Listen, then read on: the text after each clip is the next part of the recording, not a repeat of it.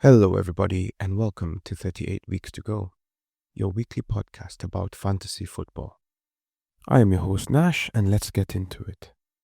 Gameweek 21 is done. And how did it go for you?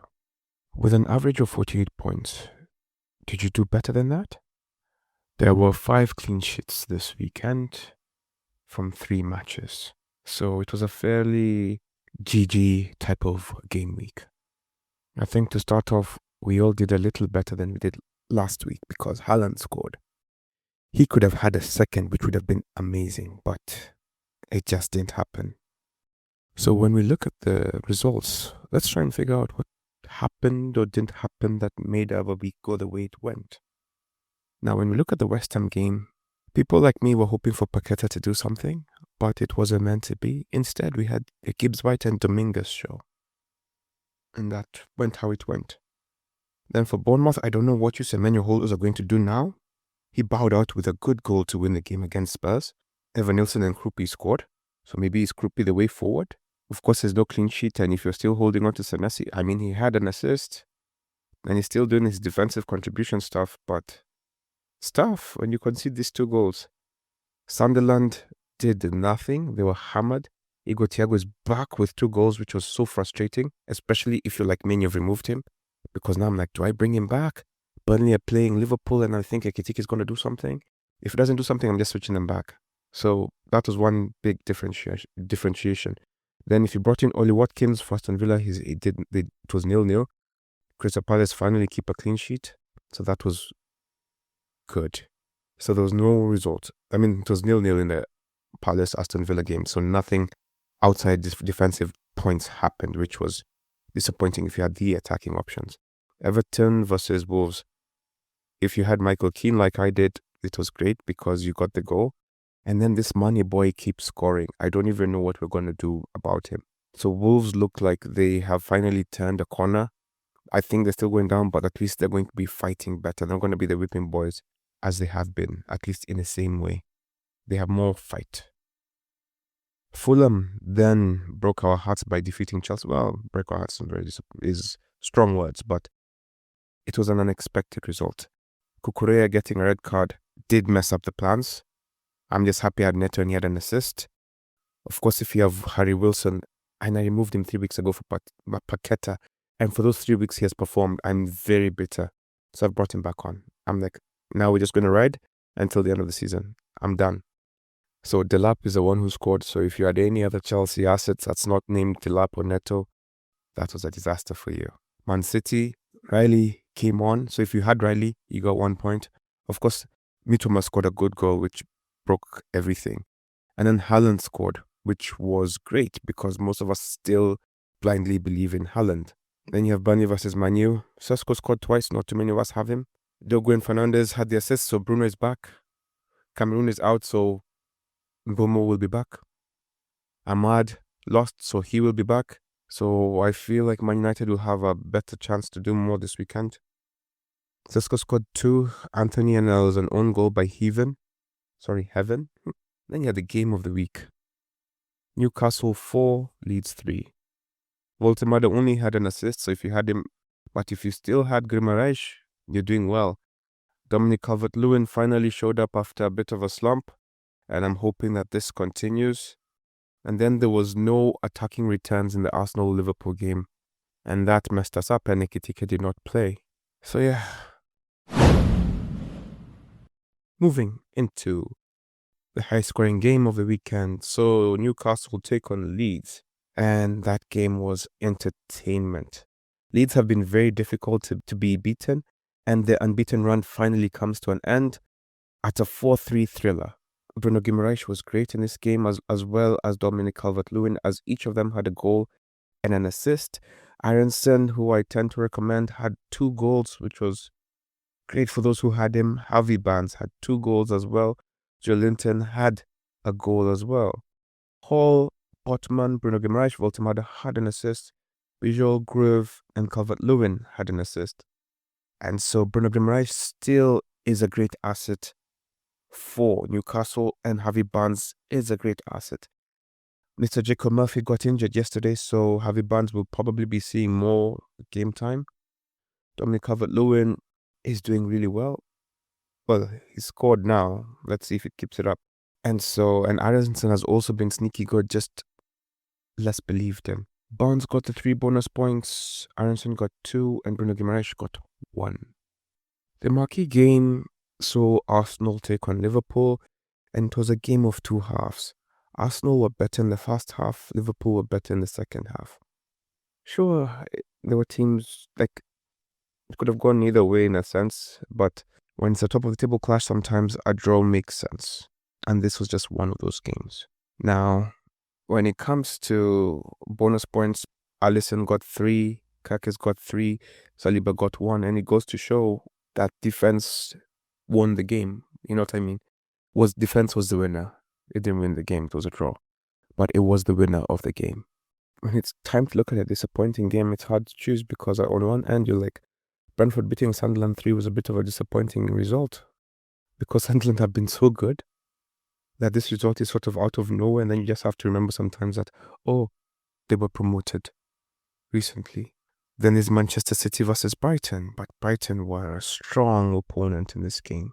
And then there's Chelsea, who actually lost. I guess that's where we go. Fulham beat Chelsea. And once a red card went against Chelsea in terms of Cucurella getting sent off, and honestly, I think it was just a matter of time. I think he's a bit of a dirty player. He plays across that line, and this is bound to happen. It's been a long time coming, from my opinion. And it happened, and it just didn't help the team. Raul scored first, Delap scored, and then Harry Wilson scored a really good finish. Assists were by Neto, Smith Rowe, and Berger. Berger had the 3 assists, Wilson had, the 3 bonus points, Wilson had 2, and Delap had 1. Like I said, there were 5 clean sheets from 3 matches.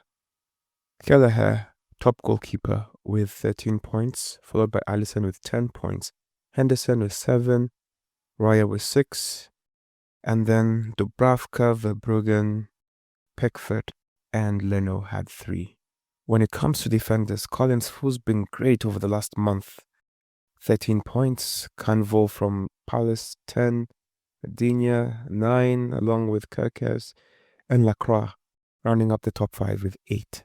When it comes to midfield, Harvey Barnes had 15, Aaronson had 14, Bruno Guimaraes had 11, Berger, Dominguez, and Tell had 10, rounding up the top 5. Sesko was the best forward this week with 13 points. Thiago had 12, Mane had 9, Calvert-Lewin had 8, Krupi and Delap had 7. And so midfield was king today, and Harvey Barnes was a top performing player this week with 15 points. When it comes to the stats for this week, I guess we can start off with some news. Semenyo has been transferred to Manchester City from Bournemouth, 65 million. And he has already hit the ground running with 2 goals in his cup debuts. In the Carabao Cup, he scored. In the FA Cup, he scored. So he's already scored 2 goals. So he's hit the ground running. I don't know what this means I don't know if it's Doku who suffers or if it's Foden who suffers. I don't know. We'll see. This really further complicates Pep Roulette, which is nothing that we want. The last person to score in his first 2 appearances for Manchester City was Emmanuel Adebayor. I hope he has a better career than that at Manchester City. As you know, there has been a break between the game weeks. And this season, Manchester United have been knocked out of the first round of the League Cup and the FA Cup, which means they're now guaranteed to play only 40 games this season, which is their lowest since the 1914-1915 season. They play the 38 games of the Premier League and then the 2 first-round cup exits. That's incredible. As you know, Chelsea sacked Maresca and they hired Liam Rosinha. And in his first 4 games, he's going to manage in the FA Cup, the League Cup, the Premier League, and the Champions League. And it's the first time ever the first 4 games of a manager have been in 4 different competitions.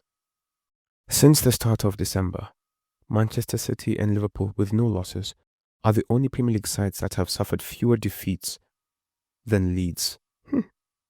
I told you the unbeaten run was impressive.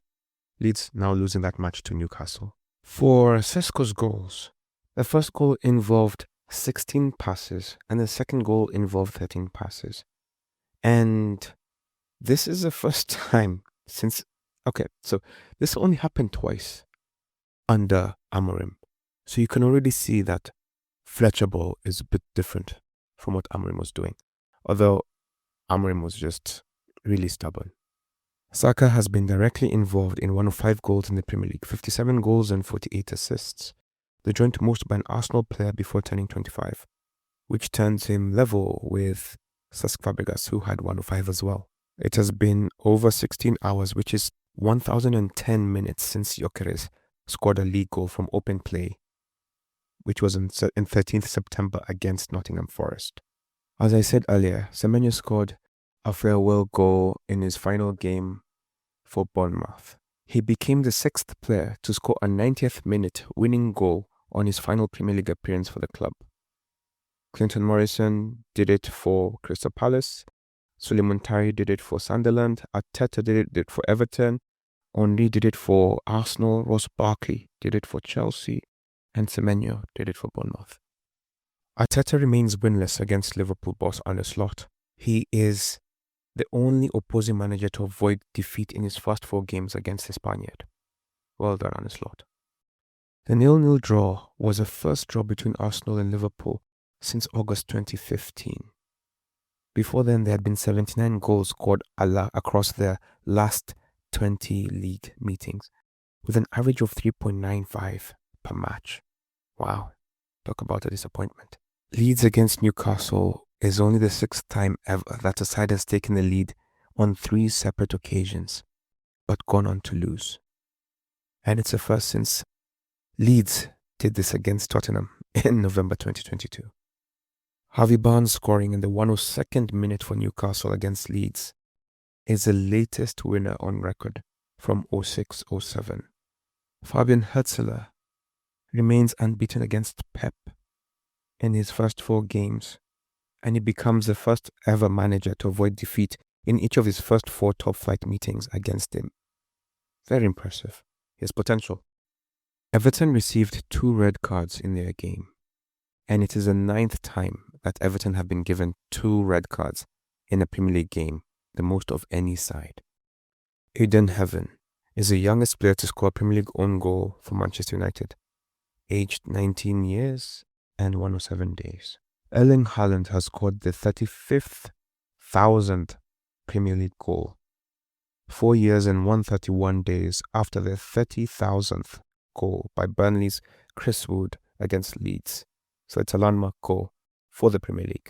Thiago has now scored 15 Premier League goals this season, equaling the most by a Brazilian player in a single season, which was achieved by Firmino in 17-18, Martinelli in 22-23, and Cunha in 24-25.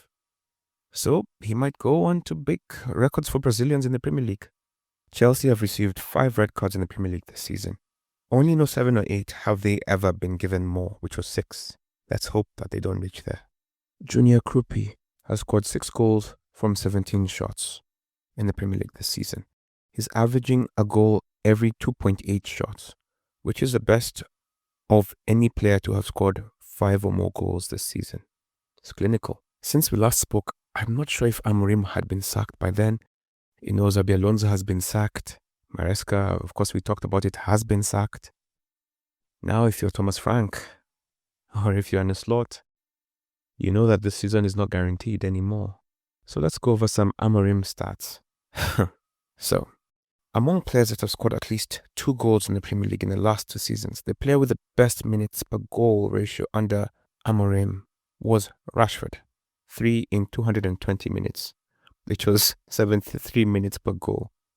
During Amorim's time, the only manager to lose more than him was Ange Postecoglou, who lost 21 matches. Amorim lost 19. Can you believe they were both finalists?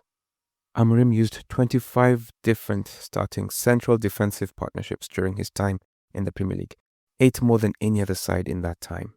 In the Premier League, Amorim had the worst win ratio, 32%, the worst goals conceded per game, 1.53, and the lowest clean sheet ratio, 15%, of any Manchester United coach.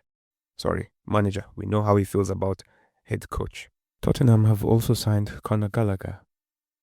So I know there'll be a random question of Semenyo's just moved to Man City, and there are going to be a few managers who have 4 Manchester City managers. So what happens in such a situation? Well, should you want to make a change to your team, your next transfer will have to be a Manchester City player. There's no other way. Even if you're trying to replace somebody, you have to remove a Manchester City player. That's how that situation will be handled.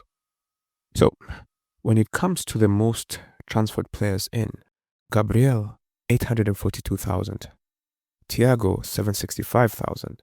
Rice, 645,000. Watkins, 591,000. Guimaraes, 442,000. Honestly, this is the first time I've seen 5 transfers that make all sense to me. All 5 of them make sense. Ekitike has been transferred out. Naturally, he did not play the last game, but he's back. He came on in the cup game and had a goal and an assist. So, there's hope. Foden out. I make sense. Last 4-5 game weeks, he has done nothing.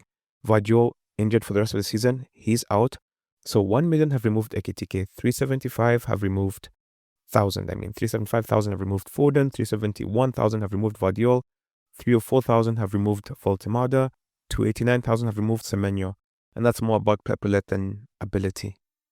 When it comes to DEFCON points, Anderson leads the way. It feels like he's always at the top. He had 22 actions. Miley had 18, along with Romero. Ugochukwu had 17. João Gomez had 17. And those are the top 5 DEFCON point getters this past game week. Kelleher, in the last 5 game weeks, has 3 clean sheets, saved 2 penalties, and has 38 points. Wow. I think I've found my Henderson replacement. Since the start of December, Dominic Calvert-Lewin, Ollie Watkins, Kelleher, and Collins have been the best performing players. DCL 56 points, Watkins 51, Collins 50, and Kelleher 45. Haaland was the most selected player and the most captained player. The most vice-captained player was Foden. The highest points this week was 118 points. Agirams, I'm not sure how to pronounce that, was the top manager this week with 118 points, and they used their bench boost. Brentford keeper Kelleher, 13 points. Konsa, 7. Chalobah, 3. Timber, 6. Lacroix, 8. Semenyo, 6. Foden, 2. Guimaraes, 11. Rice, 3. Thiago, 24. Haaland, 6. Raya, 6. Calvert-Lewin, 6. Gehi, 6. Wilson, 9. Oof. That is a sweet, sweet bench. When I used my bench boost, I think I got 8. Timing. In our group, Edmund Gadumbi, VAR of the damned, used their bench boost and got 85 points. Raya was in goal with 6, Lacroix 8, Gabriel 6, Tarkowski 4, Cherki 1, Rogers 3, Wilson 9, Bruno 11, Semenyo 6, Haaland 12, Watkins 2, Heaton 0, Thiago 12, O'Reilly 1, Williams 4. It seemed like bench boost was the way to go this week. Number 2 in our group was Hamoudi, who got 78 points. Dennis Alubiri got 76 points, along with Mike Mutwiri and Guan Kimko. And that is a top 5 this week. The least points this week belong to no other than Scouse Supreme Murunga Imanyara, who got a measly 15 points. This is what happens when you settle and you forget your team. Kelleher got 13 points. What did I tell you he has? 15. Rico Lewis, 1. Kukurea, -3. Rhys James, 1. Gordon, 1. Captain Salah, 0. Sar and Kudus and Cullen, 0. Gyökeres, 2. Ekitike, 0. And on the bench, none of the players played. Anglenayo Kijana, 19 points. Steven Nyanamba, 21 points. Richard Madegwa, 23 points. And rounding up the bottom 5 is Abel Kibunja, 26 points.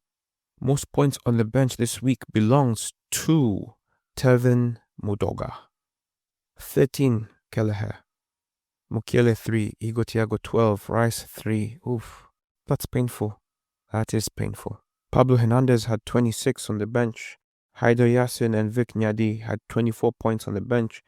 And Simlani Jua, very familiar to this space, 23 points on the bench. And those are the top 5 of most points on the bench. Khalid Mohammed has the most goals scored by his team, with 7 goals scored by players in his team. Young Mullah Bebe, who had 23 points on his bench, had the best midfield, with his midfield garnering 36 points. Brian Murilla had the best defense, with his team garnering 36 points. 4 clean sheets. Well done to you, sir.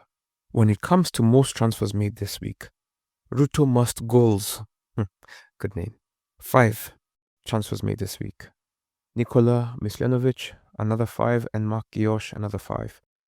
And then rounding up the top 5 is Prabin, Mishuki, Majestic, Lewis, David Bogwa, Bode Blachowicz, Edwin, Victor Nyabola, and Don Clinton, making 4 transfers. Thanks to shrewd transfer decisions, Ramon Pauls is 23 points better than he would have been had he done nothing. El Fleek, 22 points. Majestic Lewis, 21. Haj Luvumbi, 18. And Akil Hazmi, 17 points better. Keep it up, guy. On the other end, thanks to transfers they made, Adik Suleiman is 12 points worse. Wanchisaka is 11 points worse. Mistaken is 9 points worse. Amos Mwangi and Edmund Kadumbi round up the top 5 with 8 points worse. Collins Kogi has the highest team value this week with 105.7. Lowest team value belongs to Angula Nayo Kijana Imama, whose team value is 97. Peter Kimani has added 0.5 to the bank. Melita Elvis and Akil Hazmi have both lost 1 million in valuation of their team. That is tough. When it comes to best differential picks this week, 1% of us have Harvey Barnes, 2% of us have Sesko, 3% of us have Kelleher, 4% of us have Collins, 1% of us have Mane, well done to you, another one have, and 2% of us have Kirkes, another 3% of us have Gibbs White, and those were the top performing players. So well done on thinking out of the box and profiting from it. When it comes to overall rank riser, Hamoudi has jumped in rank by 940,000 positions globally this week. Well done. Mark Lukwago has dropped 800,000 positions globally this week. Polisana. Vic Nyadimo has been doing the most, and it's his 9th week in a row, so things have started aligning. Keep it up, Vic. On the other end, Mistaken and Mozart J have seen their team do nothing for 8 weeks in a row. Maybe this is a week things turn around. Keep it going. In our league, Mark Maurer has jumped the most positions in our table, jumping 22 positions. Well done to you. Mark Lukwago has done the opposite of that and dropped 24 positions in our league table. When it comes to captain choices, 143 of us chose Haaland. Saka was chosen by 7, Ekitike 5, Foden 4, Cunha 3, Salah 3, Palmer 3, Wood 2, Guimaraes 2, Grealish 2, Gabriel 2, Gyökeres, Voltemada, Bowen, Pope, Hudson-Odoi, Shirky, Gakpo, Wirtz, Raul, Mateta, João Pedro, Thiago, Bumo, Semenyo, Watkins, Rogers, Rice, Odegaard, each chosen by one manager only. So you can see many people had different ideas about who to captain, even though 143 of us chose Haaland. At the top of our table, 1, 2, 3 haven't changed. Arnold Midunga is still number 1 with 1296. Alan Muchangi is number 2 with 1283. Konsa is 1 point behind him with 1282. Papi Chulo is number 4 with 1275. Charles Cadvillis is number 5 with 1271. Madagani Kihoro is number 6 with 1265. Jeffrey Jeremy has 1265. Number 8 is Franklin Asiema with 1247. Number 9 is King Kev 17, 1246. John Mwangemi has got that number 10 position along with Amos Langat with 1240. So from number 1 with 1296, number 27, Eric Moranga Pepball has 1196, and that's where 100 points is. So if you're below this, you have a lot of work to do, but if you're not, it's not too far, you know? On the other end, there's no change in the bottom 10. So starting from 185 to 194, Angulanayo 866, Dejan Saveski 186 with 863, Boaz Ogala 860 points. 188 is Tatiana Mislenovic 853 points. Mozart J 835 points. T Modera 803 points. Mike Mbugwa 774 points. Murunga Manyara 750 points. Don Clinton 675 points. Mark Maura 486 points, and that's how the bottom 10 of our table looks. When it comes to the next game week 22, it will be kicked off by the Manchester derby. Manchester United, who have signed Michael Carrick as their caretaker manager for the rest of the season, will be taking on Manchester City. In their last 5 games, Manchester City have won 2, lost 2, and drawn 1. So, in spite of how you were thinking of Manchester United, this game is much more evenly balanced than we would think. Now, there tends to be a new manager bounce, and I'm sure Arsenal fans are praying for that to take place in this matchup. With Semenyo coming into the picture, this team becomes even more tricky to predict with the Pep Roulette, because now Shaki had been looking good. Does he go back to the bench? Is it Foden? Is it Silva? They have some injuries at the back, and they have recalled Mr. Alain to come back, and there's talks of getting Gay. So Manchester City are far from the complete project, but also due to the Pep Roulette, it makes them hard to predict. Now, Ahmad Mbomo will also be back, but does that mean they come straight into the lineup? Or will there be a bit of reintegration, because now it's a new manager with a new system? So that also presents its challenges. But given the last game, I would go with Cunha, Fernandes, and Sesko for Manchester United. And of course, for Manchester City, I'd go with Haaland. I think Silva tends to play big games, and I'll go with Doku. Chelsea take on Brentford next, and this is going to be a tricky game because it will be the first manager's team, you know? It's the first Premier League game for this manager, and we don't know who he is yet. So it will be also kind of like the Manchester United game where you don't know what's going to happen. Now, this is the kind of thing where head-to-head to me doesn't matter, because we don't know what kind of a manager Rosigne is going to be in the Premier League. But Igor Thiago, Shada, Damsgaard are my picks. Or actually, let's say, if it's to go by points over the last month, it'll be Igor Thiago, Kelleher, and Collins. Just by points over the last month, they are the best performing Brentford players objectively. Chelsea, I would say Delap, Neto, and that's it. I wouldn't go 3 players into this game if you don't have them already. Leeds versus Fulham. This game, for me, has potential to be so high scoring. Now, the last encounter, Leeds were beaten in the 94th minute. So they'll be looking to do better, and I'm hoping they do better.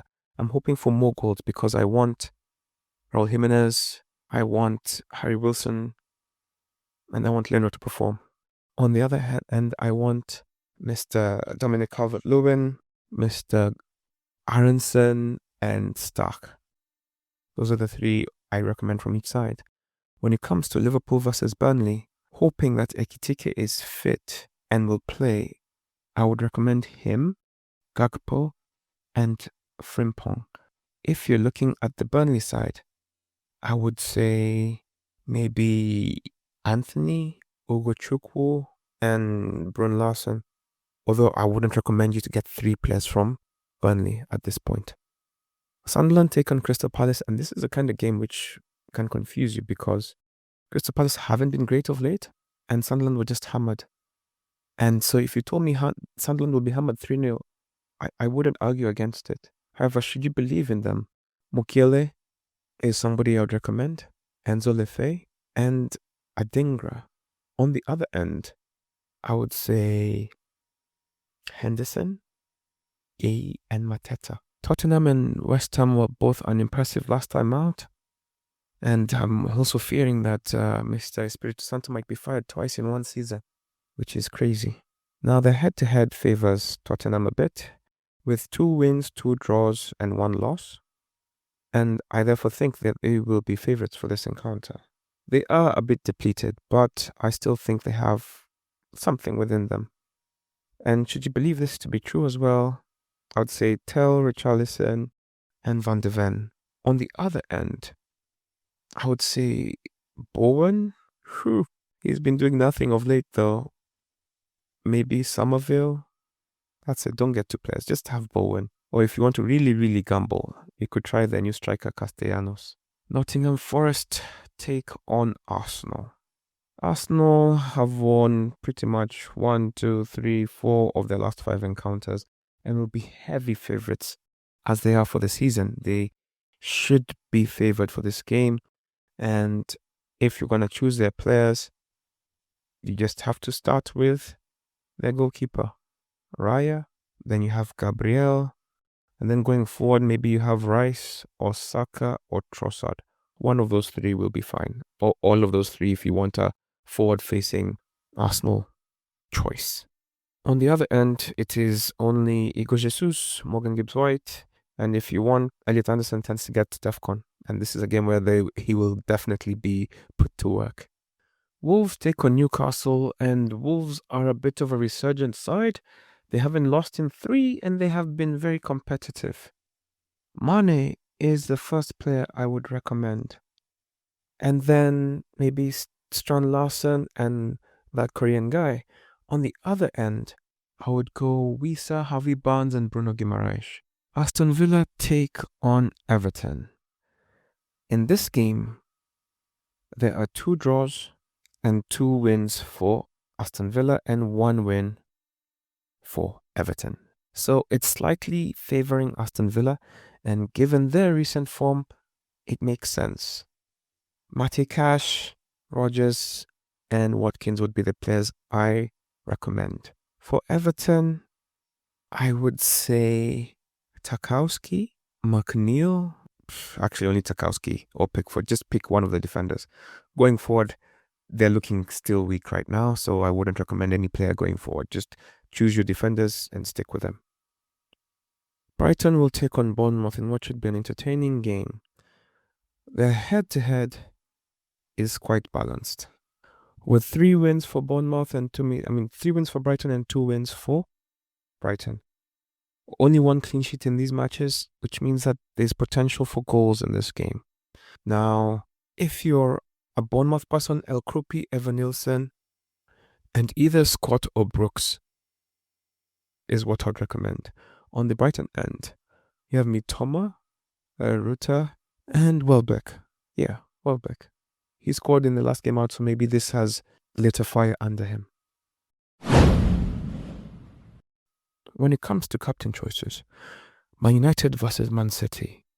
Honestly, would you be blamed for choosing Haaland? I don't think so. And then maybe Bruno, if things go well, I can see a penalty then he scores it. Chelsea versus Brentford, Igor Thiago, without a doubt. I can see Delap or Neto being here. If you want to be a super gambler, you could try Shada. Leeds versus Fulham, it's so clear. It's either Dominic Calvert-Lewin, Aaronson, or Harry Wilson and Raul. Liverpool versus Burnley, Ekitike or Gakpo.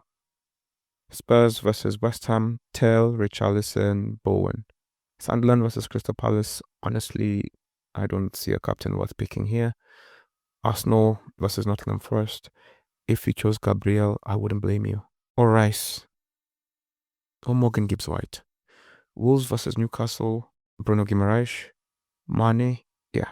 Aston Villa versus Everton, Rogers, Watkins, and Tarkowski. Then you have Brighton versus Bournemouth. Whew, tough one to choose a captain from. But if I was a gambler, I would take Evanilson or Mitoma. Well, that's recency bias, but yeah, those are my captain choices and my captain recommendations. Number 1 team in the world is that A team. Henry Cunha. 1447 points, which is at this point over 200 more than ours. Well, just under 200. They have 63 points this week. Raya in goal with 6 points, Collins 13 points, Virgil van Dijk 6 points, Thiago 1, Keane 5, Foden 2, Guimaraes 11, Shada 6, Haaland 12, Gordon 1, Bowen 2. What an interesting team. It doesn't look that impressive, but clearly the results are there.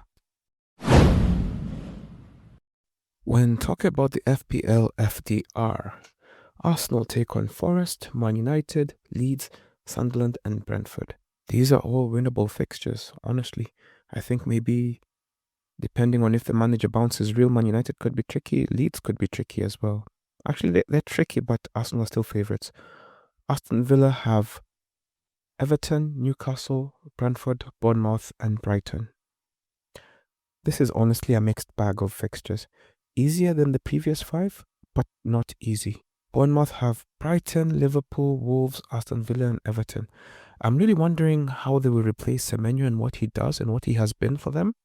And the answer to that will determine how they proceed for the rest of the season. And so we will witness it over the next 5 games. Brentford have Chelsea, Forest, Aston Villa, Newcastle and Arsenal. Now, with Thiago in form as he is, it's tough to predict what will happen to Brentford, but they will be competitive. Brighton have Bournemouth, Fulham, Everton, Crystal Palace, Aston Villa. These are just neutral fixtures in my opinion. They can win and lose them all.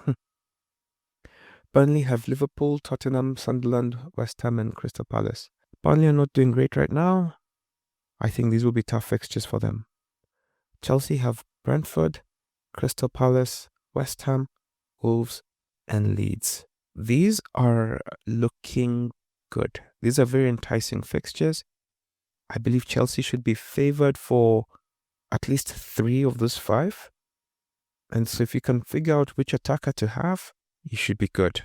Crystal Palace have Sunderland, Chelsea, Forest, Brighton, and Burnley. If you told me all these next 5 games will end 0-0, I can believe you. If you told me they'll win 3 out of these 5, I can believe you. If you told me they'll lose 2, I can see that as well. They're not bad fixtures. Everton have Aston Villa, Leeds, Brighton, Fulham, and Bournemouth. Now, these are not bad fixtures. Outside Aston Villa, I think they could get clean sheets in the others. I don't know. Everton's defense just makes no sense to me. They're somehow good, and at least Africa Cup players will be back within these 5 fixtures. Fulham have Leeds, Brighton, Man United, Everton, and Manchester City. Just get Harry Wilson and then close your eyes. And if you want a third striker, get Raul Jimenez. He's picking up form. Leeds have Fulham, Everton, Arsenal, Forest, and Chelsea. Outside Arsenal, given how Leeds have been playing, the rest are just winnable fixtures. If you have Aaronson and Mr. Dominic Calvert-Lewin, you're good. Liverpool have Burnley, Bournemouth, Newcastle, Man City, Sunderland. Wow. I think I'm going to be getting out of Liverpool after the Burnley game. Manchester City have Man United, Wolves, Tottenham, Liverpool, and Fulham. It's Manchester City. They are good. They can beat all of these teams, maybe outside Liverpool, especially Liverpool at Anfield. Man United have Man City, then Arsenal, then Fulham, then Tottenham, then West Ham. If you're thinking of Manchester United players, please get them after the Arsenal game. These are difficult fixtures. Newcastle have Wolves, Aston Villa, Liverpool, Brentford, and Tottenham. I would like to think that these are good fixtures, especially if you get to Harvey Barnes or Gordon or Bruno. Nottingham Forest have Arsenal, Brentford, Crystal Palace, Leeds, and Wolves. These are reasonable fixtures. I think these next 5 fixtures will be very important for them. Spurs have West Ham, Burnley, Manchester City, Man United, Newcastle. After Burnley, the games become more difficult. So if you're getting Spurs players, get them for the next 2 fixtures only. Sunderland have Crystal Palace, West Ham, Burnley, Arsenal and Liverpool. Sunderland are Sunderland at this point. They can beat anyone and they can lose to anyone. So just make up your mind and just go for it. If you believe in Mukiele, if you believe in Roofs, who's the best keeper in the Premier League by points, that's it. Just do it. There's no wrong answer with Sunderland. West Ham have Tottenham, Sunderland, Chelsea, Burnley, and Man United. I don't know. West Ham are looking cooked. But let's just see what happens. I wouldn't encourage you to get into them. I would just say just watch from afar. Wolves have Newcastle, Man City, Bournemouth, Chelsea, and Forest. Difficult fixtures, yes, but they're more competitive. So they should be more competitive even if at least 3 of these fixtures they should lose. And with that, we have come to the end of our episode. I'm happy that the craziness has slowed down. Take it 1 week at a time. See you on the pitch. Enjoy the rest of your week. Bye-bye.